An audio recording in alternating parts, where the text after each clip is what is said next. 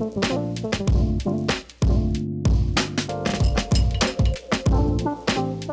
morning, everyone. Welcome to Morning Manna.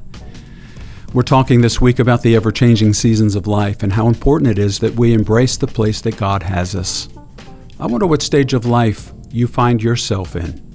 Our text this week is from Ecclesiastes chapter 3 and verse 1 that says there's a time for everything and a season for every activity under heaven.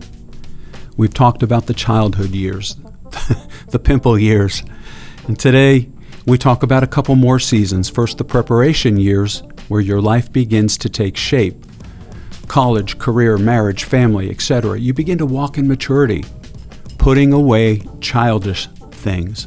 I used to think that meant that you'd stop playing video games, but I've learned that that is not the case with my sons, at least anyway.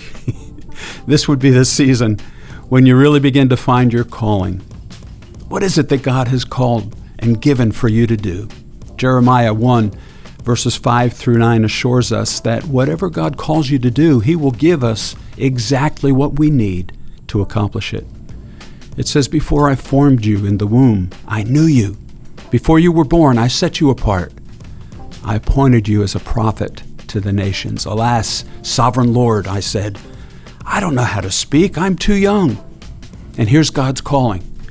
He's calling Jeremiah, and Jeremiah responds, "Well, how can I? I'm too young." But the Lord confirms His calling. And then the Lord reached out His hand and He touched my mouth and He said to me, "I've put my words in your mouth." And here's the truth that you can always count on. Where God guides, God provides. Well, let's jump ahead and look at the next stage of life as well, the fourth season, which is planning. Many people actually begin this season of life interspersed throughout the earlier years, but this is when you get serious about thinking about your future, where you start to save, pay off debt, build a retirement plan. This is when serious preparation for the future begins to take place, putting money away for the future, wiping out debt. Spiritually speaking, this is when we begin the second half of our lives. I'm reminded of the great book entitled Halftime by Bob Buford.